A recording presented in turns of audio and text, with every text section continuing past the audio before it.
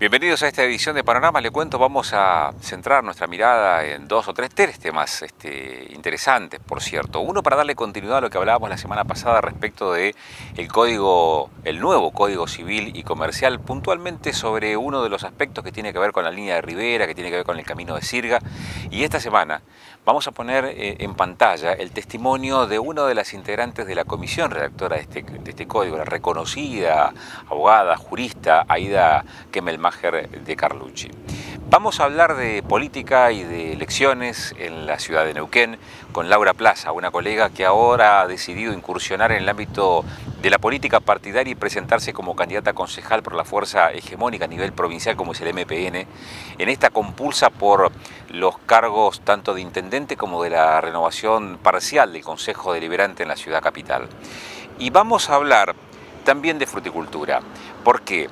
Porque el nuevo escenario electoral después de las PASO habla de una ratificación de ciertas políticas públicas, entre ellas las llevadas adelante por el Gobierno Nacional. La fruticultura, como otras economías regionales, fuertemente hackeada en los últimos tiempos por el rumbo económico, también nos interesa saber cuál es la impresión que se tiene, cuál es la lectura que se hace y cuál es hoy el cuadro de situación a la luz de estos resultados obtenidos.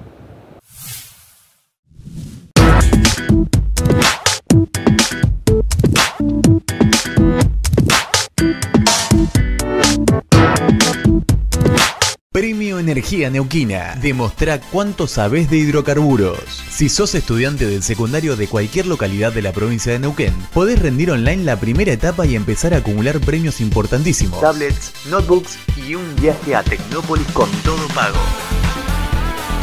No te pierdas esta oportunidad única. Buscá todos los detalles de Energía Neuquina en Facebook o ingresá a energianeuquina.com.ar. Energianeuquina.com.ar. La riqueza está en vos. Jorge Zapag, gobernador. Gobierno de la provincia del Neuquén. UNTER. Unión de Trabajadores y Trabajadoras de la Educación de Río Negro.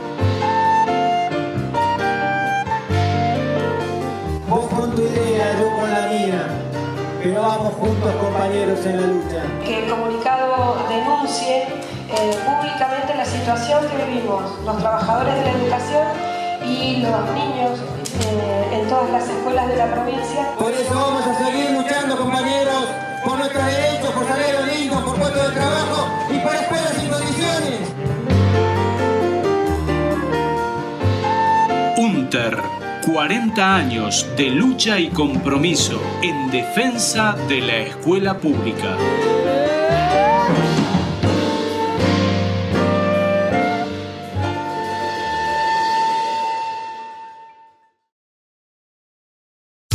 Farmacia Bancaria, 20 años pensando en toda la gente, todas las tarjetas, más de 60 obras sociales y 9 sucursales para estar cerca de 450.000 rionegrinos. Eso es pensar en la mejor atención, en la mejor calidad. Farmacia Bancaria, piensa en toda la gente. Allen recibió más de 24 millones de pesos por la cancelación de la deuda histórica y por el bono de renegociación de contratos petroleros que serán destinados a cordón cuneta para los barrios de Allen, pavimento del barrio San Juan, trabajos en la red de agua potable, 3 camiones, una retroexcavadora, refacción de edificios municipales. Más obra pública para la ciudad. Gobierno de Allen. Gestión Sabina. Doctora Kemelmacher, muchas gracias por estos minutos que nos da de su apretada agenda para charlar de lo que usted viene a hablar, que es del Código Civil, en un momento en que hace días se está estrenando y la polémica o las lecturas están instaladas en el orden del día. Hoy hablaba con el doctor Marcelo Iñiguez y decía, los primeros que tienen que aprender este nuevo paradigma son los propios jueces. Sí. ¿Es esto una prioridad? Sí, es verdad. Porque nosotros tenemos un viejo principio, ¿no es cierto?, que dice, viene el derecho romano eso, dame los hechos que yo te daré el derecho. Un viejo aforisma del derecho romano. ¿Qué quiere decir eso? Los abogados le cuentan a los jueces los hechos y es el juez el que tiene que aplicar el derecho. O sea que aunque el abogado se equivoque en el artículo que le está citando, el juez tiene la obligación de aplicar el derecho que corresponde. Por eso obviamente todos los abogados tienen que aprender el nuevo Código Civil, pero en definitiva el último obligado, digamos, es el juez, porque el juez es el que tiene la obligación de saber este nuevo ordenamiento para saber si corresponde o no aplicarlo a esta situación que él tiene en sus manos. En tiempos en donde la justicia, más que nada la justicia penal, está tan observada permanentemente y a veces cuestionada, sobre todo desde los medios, de las redes sociales, el público, los partidos políticos, las dirigencias, otras organizaciones, este nuevo Código Civil y Comercial, ¿viene a mejorar evidentemente la justicia o es un proceso que se va a dar de una forma mucho más gradual en el tiempo? Este Código Civil y Comercial cree en los jueces civiles. Creen los jueces que tienen que aplicar este código, que son los jueces civiles y los jueces de familia, y de niñez y adolescencia. Creen ellos y por eso les otorga facultades importantes y habla en un lenguaje que abre a las facultades judiciales. Por ejemplo, habla de razonabilidad, habla de circunstancias del caso, utiliza principios como son el interés superior del niño, la edad y grado de madurez, todas palabras que, como ustedes ven, son lo que en el lenguaje jurídico se llama conceptos jurídicos indeterminados, en el sentido que como concepto está indeterminado, pero es el juez el que los tiene que determinar de acuerdo con las circunstancias del caso. Entonces, es un código que tiene confianza en que los jueces van a saber aplicar. Pero como contrapartida, este código les dice a los jueces que tienen la obligación de fundar, de motivar sus decisiones de manera absolutamente razonable para que las pueda entender. Por supuesto el que ganó el juicio, pero fundamentalmente el que perdió, para que el que perdió sepa por qué pierde el juicio. Este proceso es un proceso gradual que se va a dar a lo largo del tiempo, es un proceso que se va a dar rápidamente en el tiempo, digo, este aprendizaje y aprender con H intermedia, ¿no? Aprender la nueva normativa, el nuevo paradigma que significa el nuevo Código Civil. Este Código Civil recoge muchísimo de la jurisprudencia y de la doctrina ya dominante en el país. O sea, que los jueces y los abogados que estaban al día, digamos, conociendo la jurisprudencia, conociendo la doctrina, para ellos no es difícil entender este Código Civil, porque lo que hace el Código es recogerlo. Muy diferente a lo que pasaba en el año 1869, cuando Vélez Sarsfield nos hizo un Código Civil para los argentinos en el siglo XIX. Cuando Vélez Sarsfield hizo aquel código, aquí no había jurisprudencia, no había doctrina. Lo que habían eran leyes españolas que queríamos olvidarnos de ellas, dejarlas sin efecto y crear un derecho nuevo. Y el Código Civil, ese Código Civil magnífico que redactó Vélez Sarsfield, sin lugar a duda el civilista más grande que ha tenido la historia de la Argentina, era un código que rompía con el pasado. Por eso había un artículo en ese código que decía que lo que no está en este código no es ley civil, aunque haya una ley que lo diga. En cambio, este código no rompe con el pasado, este es un código que recoge toda la jurisprudencia, toda la doctrina nacional. Por eso, insisto, el abogado, el juez que está actualizado, no le va a costar aplicar este código. Porque además, este código lo venimos explicando hace 3 años, a lo largo y a lo ancho del país, desde que la comisión y antes que la comisión enviara el anteproyecto, el código ya lo estábamos explicando. Eso justifica que, por ejemplo, antes que nosotros presentáramos el anteproyecto, había gente que se oponía al anteproyecto. ¿Cómo sabía lo que decía el anteproyecto? Porque nosotros lo íbamos explicando, lo íbamos mostrando por todo el país. Entonces lo fuimos mostrando, se corrigieron muchos errores gracias a que lo mostrábamos, gracias a que lo poníamos en pantalla y lo íbamos leyendo.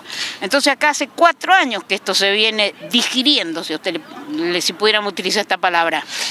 Doctora, me imagino que a la luz de lo que acaba de mencionar, que esto implica un aprendizaje para abogados y también para jueces, en las facultades de Derecho y en las universidades de nuestro país, también implica toda una revisión de los planes de estudio. Por supuesto que sí. En primer lugar, hay muchas facultades que ya tenían unificado el régimen de los contratos, por ejemplo, civiles y comerciales. Pero otras facultades siguieron con el viejo método de enseñar el derecho comercial independiente del derecho civil. Bueno, esas facultades van a tener que reformar sus planes de estudio. Después, este Código Civil y Comercial empieza por la Constitución. Entonces hay muchas facultades donde ya hace muchos años se modificaron los planes de estudio y el derecho constitucional se aprende en primer año, como corresponde.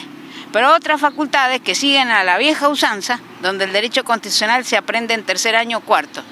Este Código Civil y Comercial no se puede entender si usted no sabe y no sabe bien el derecho constitucional y lo que se llama el bloque de constitucionalidad, donde están todos los tratados de derechos humanos, como son la Convención Internacional de los Derechos del Niño, la Convención de No Discriminación contra la Mujer, la Convención de los Derechos de las Personas con Discapacidad.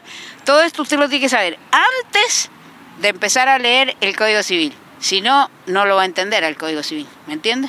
Bien.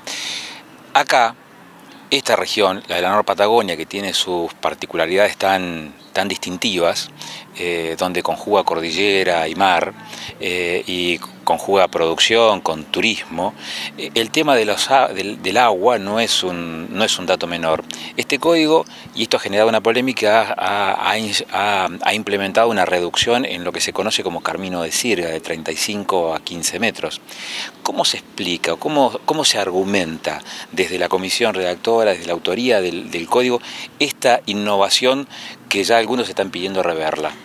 En primer lugar, lo que tenemos que explicar sobre este punto es que hay una errónea interpretación de la norma anterior, ¿sí? El Código Civil, que regulaba el camino de sirga en 2 artículos, ha sido mal interpretado por algunos críticos del Código Civil y Comercial. Es cierto que ese Código Civil hablaba de un camino de sirga en el que decía que el propietario que limitaba con ríos navegables tenía que dejar una calle pública, decía el artículo. Pero la jurisprudencia y la doctrina mayoritaria en nuestro país entendió que eso no era una calle pública. Aunque el código decía calle pública o camino público, esa palabra público estaba mal interpretado. ¿Por qué? Esto era en el Código de Vélez y es en el Código nuestro una restricción, o sea, un límite al ejercicio del dominio. Así como usted, si tiene un terreno y vive en una zona sísmica, la administración le pone un límite que no puede edificar más de 10 pisos, 8 o lo que fuese.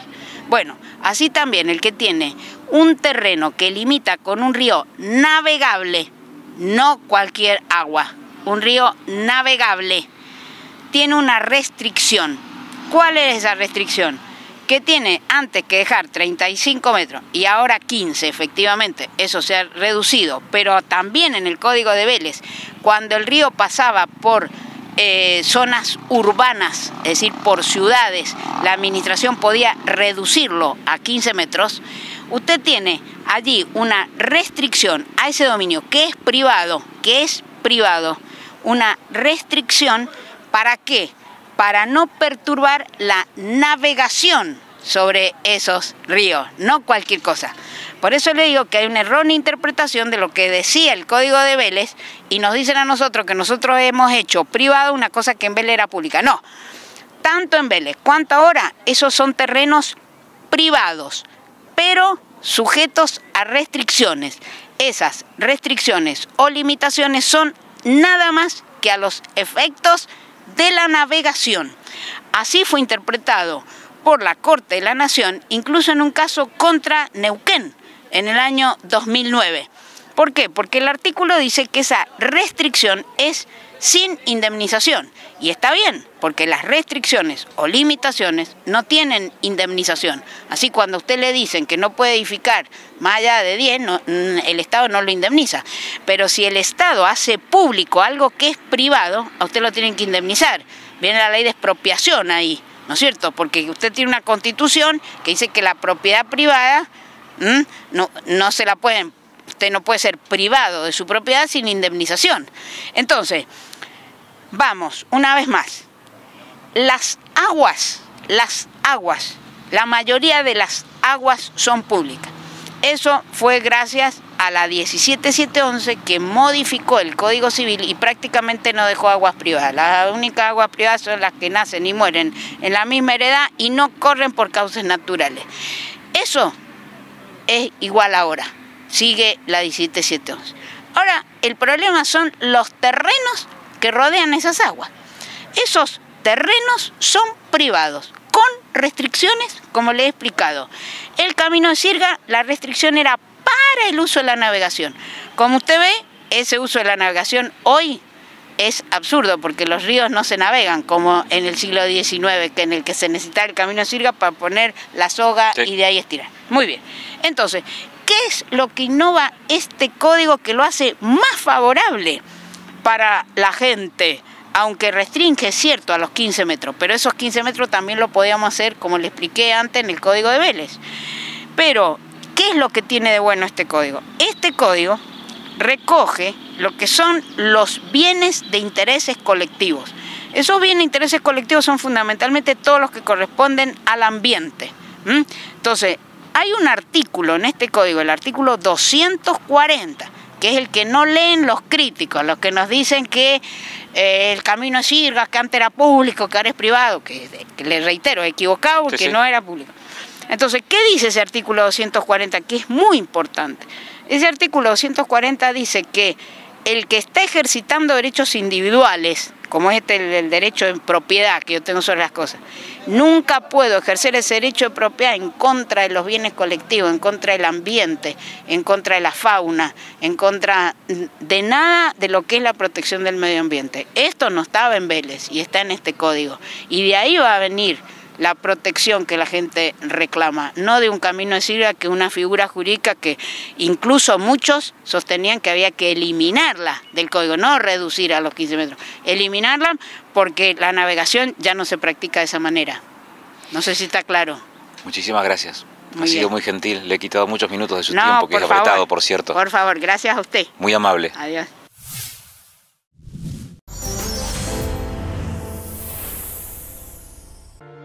Con el plan de obras barrio por barrio, queremos llegar hasta la puerta de tu casa. Ya finalizamos la segunda etapa de la obra de pavimento de calle Novela, entre Rode y Necochea, por la que a diario transitan miles de vehículos particulares y también 8 líneas de colectivos. Con esta obra mejoramos la calidad de vida de los vecinos, agilizamos el tránsito y facilitamos la comunicación entre los barrios del oeste y el centro de la ciudad. Estamos invirtiendo más de 400 millones de pesos en obras barrio por barrio y queremos que los beneficios de esta inversión lleguen hasta la puerta de tu casa. Neuquén, una ciudad mejor, la mires por donde la mires. Municipalidad de Neuquén. Horacio Quiroga, intendente.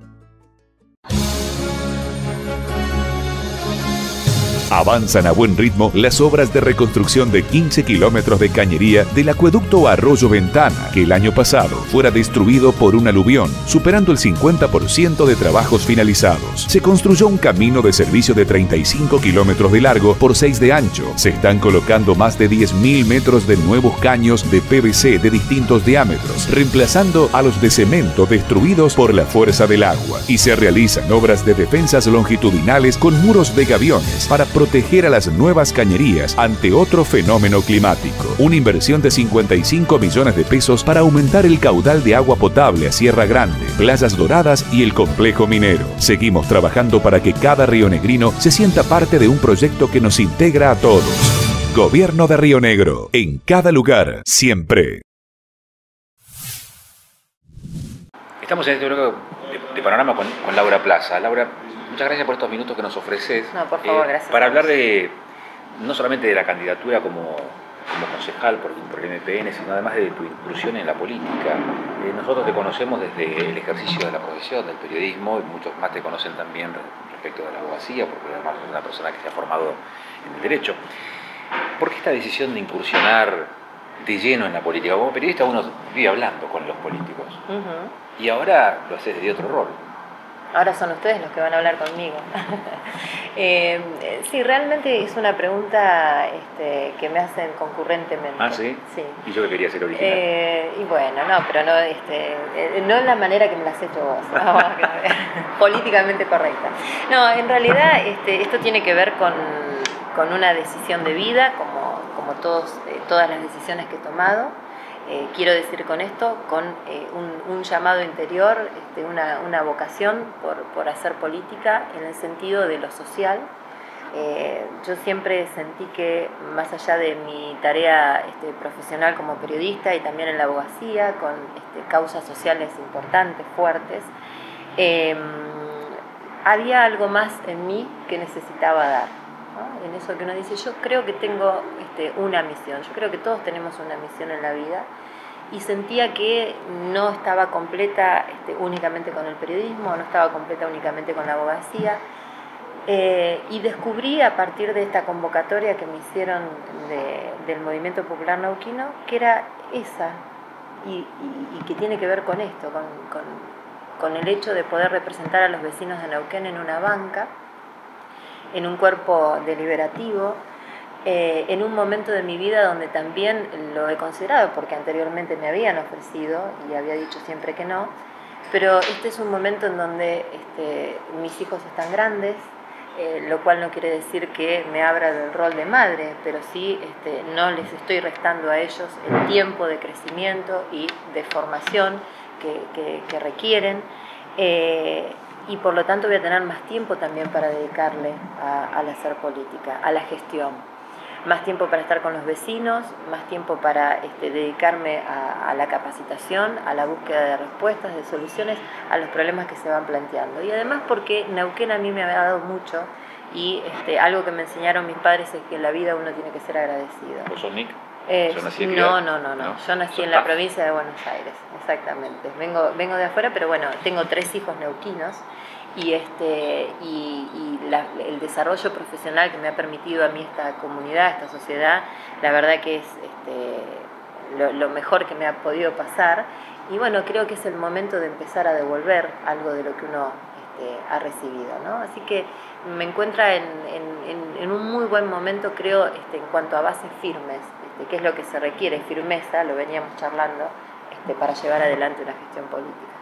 Esto de hacer una carrera dilatada en el periodismo, en la comunicación, y de pronto incursionar en el ámbito de la política, más allá de los vasos comunicantes existentes permanentemente entre una actividad y la otra, ¿está en consonancia con esto que se visualiza hoy en el ejercicio del periodismo, en donde la escuela americana de la objetividad, pseudo-objetividad, ha quedado descartada, y hay un compromiso más evidente y explícito con respecto a ideologías y a formas de ejercicio de la política?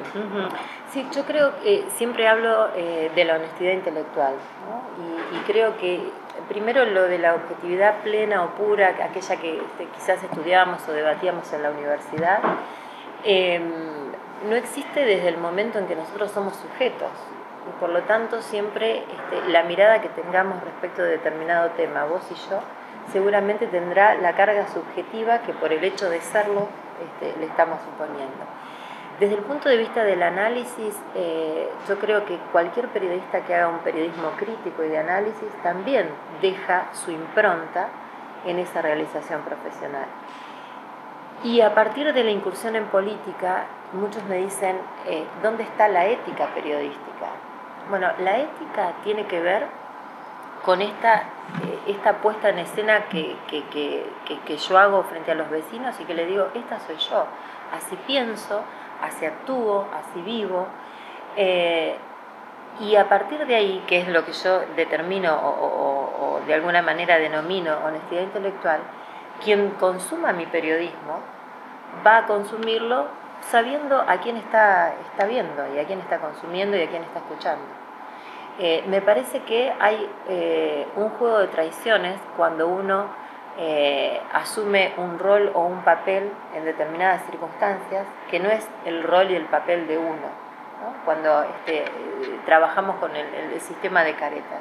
Entonces, en mi caso no es eso, porque yo sé que aún siendo concejal y haciendo periodismo, la gente va a encontrar la misma Laura Plaza que conoce, con la que se encuentra en la esquina, en el supermercado, en el colegio, en la comisión vecinal, con la que se va a encontrar en el Consejo Deliberante y la misma que va a ir a hablar con los vecinos durante la gestión.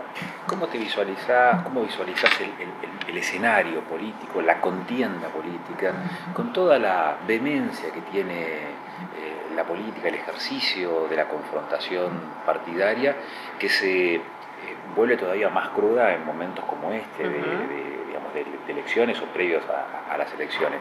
¿Cuál es la mirada que tenés respecto de este escenario que se plantea de confrontación? ¿Para el 4 de octubre? Sí. Bueno, en realidad yo creo que hay algunas características que son muy importantes como para poder analizarlas y que los vecinos puedan entender un poco más de qué se trata, ¿no?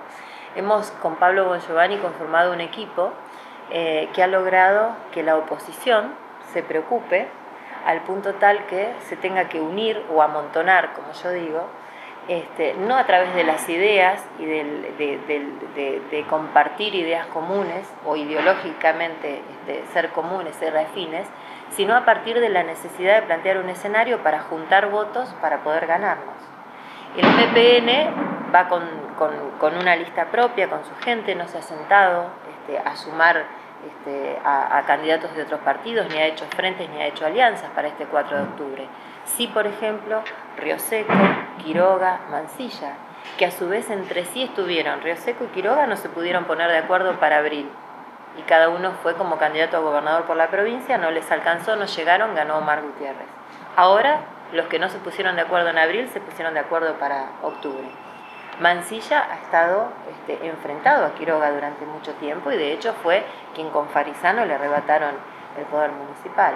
Entonces, a partir de ahí, nosotros vemos que desde el punto de vista estrictamente político y de las fuerzas políticas han tenido la oposición que amontonarse para poder hacernos frente al MPN. Y por otro lado, desde el punto de vista de lo estrictamente argumentos de campaña, nosotros hemos tomado una decisión y esto va a ser una línea de trabajo que proponemos ahora en la campaña y en adelante, que no es la de chicanear, ni agredir, ni agraviar a los adversarios. Entendemos que cada uno viene a sumar y tenemos cada uno nuestras propuestas. Y nos parece que la mejor manera es incluso con un debate de por medio, pero donde los vecinos puedan escuchar las propuestas de un sector y del otro en un mismo escenario, en forma simultánea, con el debido respeto. Si nosotros nos empezamos a respetar políticamente entre los distintos candidatos, me parece que es el mejor ejemplo que debemos bajar. Y es lo que precisamente está escaseando en los últimos años en la forma de hacer política. Laura, no puedo dejar de preguntarte respecto de cómo visualizás la incidencia que pueda llegar a tener en la contienda esta por la municipalidad, la situación coyuntural financiera que atraviesa el Estado neuquino, que habla y que refleja también una forma de administración. Esos apremios financieros o económicos por los que hoy atraviesa el Estado provincial neuquino, ¿cuánto incide en esta performance que puede llegar a obtener el MPN en las elecciones municipales? Mira, yo creo que cuando nosotros hablamos de Estado y números o presupuesto o superávit o déficit, lo que hay que concebir primero y hay que tener muy claro es que el Estado no es una empresa privada que hace su negocio para que le cierren los números y para que tenga un superávit en el sentido de que bárbaro si los números cierran y no estamos en rojo y no tenemos que endeudarnos. Pero el tema es ¿a costo de qué? Hoy nosotros tenemos un superávit municipal que lamentablemente es a costo de las obras que no se hacen, de una ciudad olvidada, una ciudad dormida, una ciudad abandonada, que en definitiva, ¿de qué me sirve a mí, vecina de Neuquén, a los vecinos de Neuquén, que el intendente diga tenemos superávit? Cuando en realidad el municipio no se hace cargo siquiera de los servicios públicos. Los servicios públicos están concesionados y encima tenemos el servicio público de colectivos concesionado a una empresa que cuando no le cierran los números hay que auxiliarla, subsidiarla con 3 millones de pesos del presupuesto municipal. Hoy hay un municipio que dice que tiene superávit, ¿sabes por qué? ¿Se acuerdan el temporal de abril del año pasado? Bueno, sobre ese temporal hubieron partidas presupuestarias inmediatas para atender las obras que hacían falta hacer, por si nos pasaba lo mismo.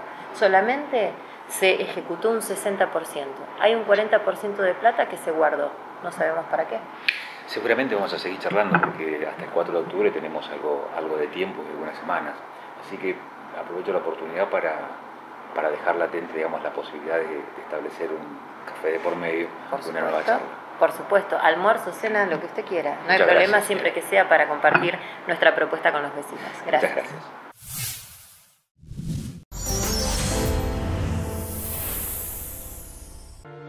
Con el plan de obras barrio por barrio, queremos llegar hasta la puerta de tu casa.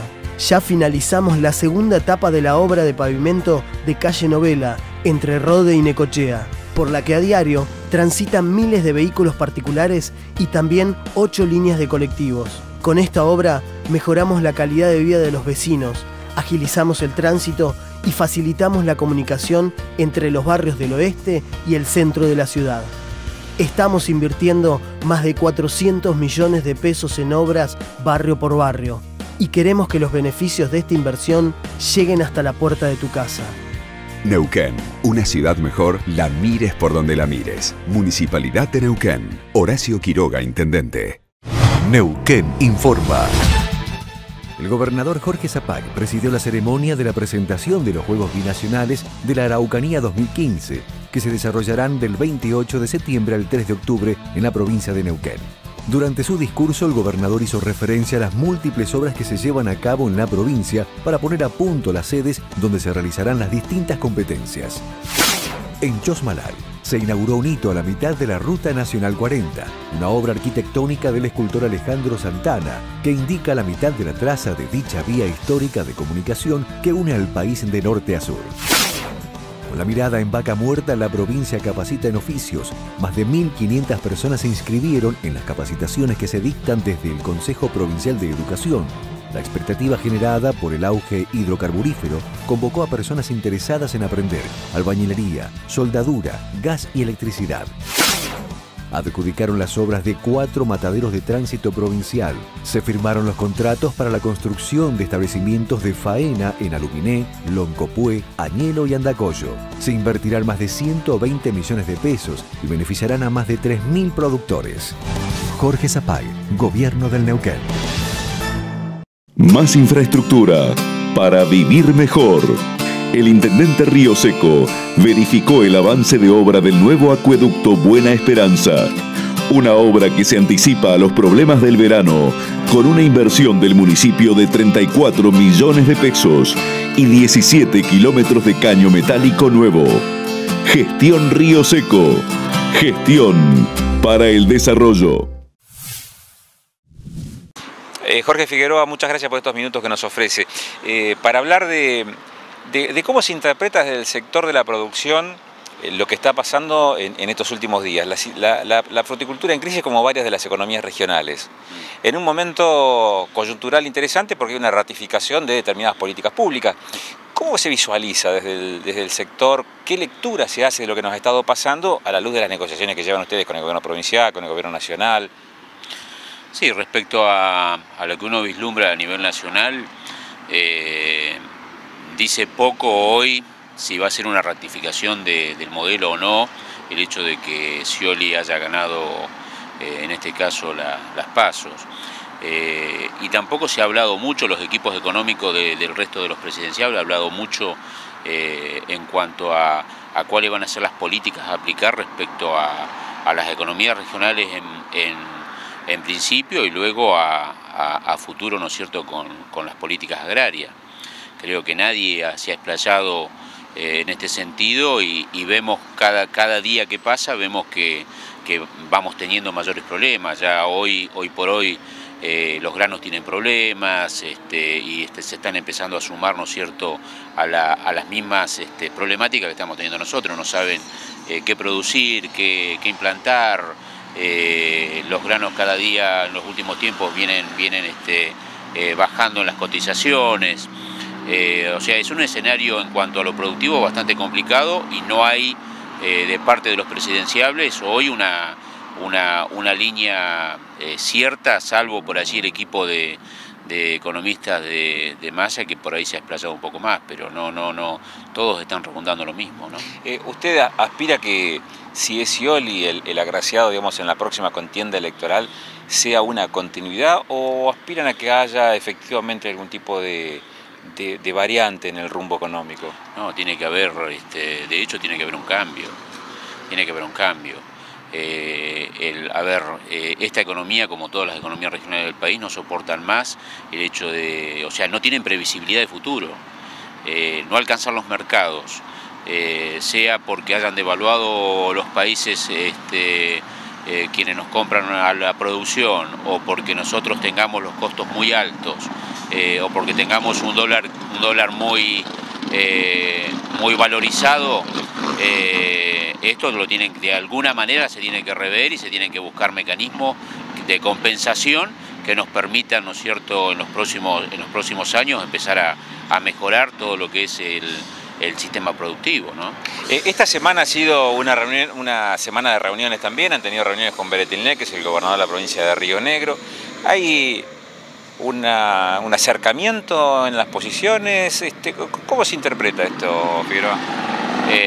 Respecto a los encuentros que hemos tenido con el gobernador, fundamentalmente, o sea, nunca estuvimos alejados de ningún tipo de gobierno, siempre hemos mantenido el diálogo, hemos en la medida de lo posible tratado de generar aquellas interacciones, ¿no es cierto?, que nos permitan lograr los objetivos de los productores.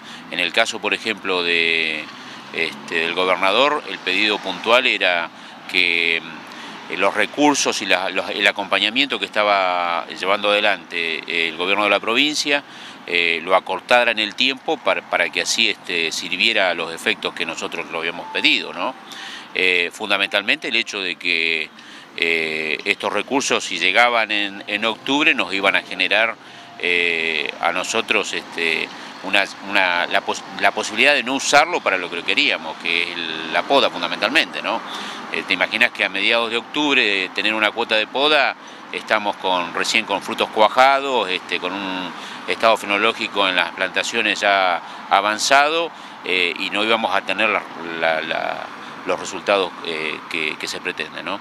Encima de que venimos con un 35%, 40% a lo sumo de los montes podados. En este poco tiempo que nos queda, tenemos que tratar de lograr la mayor competitividad en este sentido. Me pareció o se escuchó algo respecto de que se comercializó, se compró algo de manzanas de Chile en nuestro país. No, ¿Cómo se interpreta esto? Y la verdad que es gravísimo, no grave, gravísimo el hecho de que nosotros no podamos comercializar nuestra fruta. Primero, en los países en los cuales hoy quienes están ingresando no frutas al país se está quedando con nuestro mercado. Inclusive se quiere quedar con el mercado interno, o sea, se le permite quedarse con el mercado interno. Porque acá las políticas que necesitaríamos para poder comercializar lo nuestro en el exterior también las necesitamos para que nos protejan, ¿no? Y nos muestran, ¿no es cierto?, con una desprotección tremenda en todos los aspectos por este gobierno, ¿no? Por esta política. Parece un despropósito casi que se vea. Es un despropósito, o sea, es totalmente irrisorio que suceda esto, ¿no? Estamos luchando por ver si podemos colocar a nuestro socio comercial, en el caso de la fruta, que es Brasil, la mayor cantidad de producción posible. Brasil nos devalúa, primero nos cortó, ¿no es cierto?, el ingreso por problemas, no sabemos si es por una balanza comercial o porque realmente había plagas o no en la región. La realidad es que de todo tenemos un poco, y encima al no poder ingresar de la manera que deberíamos, esos lugares nos los viene ocupando nuestro competidor directo, que es Chile, y ahora lo vemos ingresar sin que nadie diga nada a nuestro mercado, ¿no? Que no está nada bueno nuestro mercado, ¿no? Para nosotros tampoco nos alcanza a cubrir los costos, porque el hecho de que no podamos comercializar normalmente nuestra producción al exterior hace de que abarrotemos nuestro mercado interno, y bueno, los resultados, ya sabemos lo que sucede cuando saturas a un mercado, los resultados no son buenos. Esta semana hubo inclusive manifestaciones de sectores de la producción frente al SENASA. El SENASA, como organismo fiscalizador de la calidad agroalimentaria, hoy ¿es un aliado de los productores o está enfrente? En principio es un ente fiscalizador, y creo que debe ser tomado como tal, ¿no? Pero también tenemos que ver de que está desenvolviéndose, desarrollándose en este caso este organismo en la región, en esta región, ¿no? Donde quienes los dirigen son representantes de una u otra manera del gobierno nacional, de instituciones que pertenecen al gobierno nacional. Yo creo que debe ser un aliado, se deben generar mecanismos que nos permitan a nosotros... ¿El debe ser quiere decir que no lo es? El debe ser significa que tenemos un ni, ¿no? Y que tenemos que interactuar entre el sector público y el sector privado de una manera mucho más profunda para que... Porque hay muchas cosas que hay que cambiar, ¿no? Hay muchas cuestiones que por allá el sector privado la desconoce en alguna parte, y hay muchas cuestiones que el sector público debería de estar cambiando, y debería estar permanentemente acondicionándose en función de las necesidades, ¿no? Una de las cosas que nosotros vemos es que tenemos serios problemas, y ellos lo pueden ratificar, ¿no es cierto?, serios problemas sanitarios, y sería bueno de que también, así como es un ente fiscalizador, sea un ente que también pueda transportar esta información a quienes nosotros requerimos de que estén al tanto, ¿no es cierto?, y tomen cartas en el asunto, ¿no? Me refiero a caso SENASA o caso aquellas personas que dependen directamente del Ministerio de Agricultura y que están permanentemente dando vuelta en la región, ¿no? Muchas gracias por esta gentileza que tiene. No, por favor. Una cosita nada más. ¿Hay expectativa de que acá a octubre, que son las presidenciales, mejore algo el panorama? Dios quiera que mejore. O sea, como un... ¿Tiene que depender de las elecciones para que mejore? Mira, yo soy, en lo personal, creo de que nosotros tenemos que la problemática seguir machacándola el día de hoy, con quienes están hoy, y lograr, ¿no es cierto?, de que los posibles presidenciables estén a la altura de las circunstancias y empiecen a omitir opinión, ¿no? O sea, que cuando suman tengan este problema de primera mano para solucionar. Una de las cosas que nosotros hemos escuchado últimamente, ¿no es cierto?, de lo que se desprende de los dichos de los presidenciables, o por lo menos de los equipos económicos, eliminar las retenciones sería una solución. Eliminar las retenciones, el impacto en las economías regionales y fundamentalmente en un 5%, hoy con la crisis que tenemos y con realmente no le ayudaría, o sea, lo ayudaría, pero es insignificante, o sea, es no poder, o por lo menos lo que vemos nosotros, es que no están viendo la crisis realmente en su dimensión, ¿no? Hoy lo que está perdiendo la región es mucho más que eso, por problemas mucho más serios que eso. Muchas gracias. No, por favor. De esta manera queremos parcialmente, por lo menos uno de los temas, cerrarlo. Por ejemplo, el tema del Código Civil, específicamente en lo que se refiere a Camino de Sirga, o conocido como Camino de Sirga, o Línea de Rivera, o ese espacio público, o esa calle pública. Para eso hablamos hoy con Aida Kemelmacher de Carlucci. Kemelmacher es una jurista de 70 años, de una actividad envidiable por su edad, pero también por el ritmo que lleva en su actividad, y esta mirada de una de las personas que fue la redactora de este Código Civil, para renovar aquel que ya tiene prácticamente o tenía prácticamente 1 siglo y medio de vigencia en nuestro país. Ese es un tema. El otro tema sobre el cual vamos a seguir hablando, los otros 2 temas sobre los cuales vamos a seguir hablando, uno es de economías regionales, porque el debate no se termina aquí.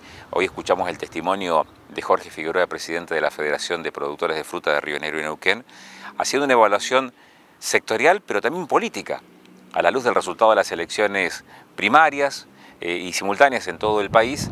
Y por otro lado, el otro tema que tampoco queda cerrado es la compulsa a nivel comunal, a nivel local, en el principal distrito que tiene la región de la Norpatagonia, como es el caso de la ciudad de Neuquén, que va a elecciones para elegir a su intendente por los próximos 4 años y también para elegir la mitad del Consejo Deliberante, para renovar 9 de 18 bancas que existen en el Consejo Deliberante. Ha sido una semana de muchas novedades. El MPN ha lanzado sus candidaturas, Quiroga ha lanzado su candidatura y también ha formalizado alianzas con sectores que hasta hace algunas semanas era prácticamente imposible encontrarlos en la misma vereda, siquiera caminando juntos.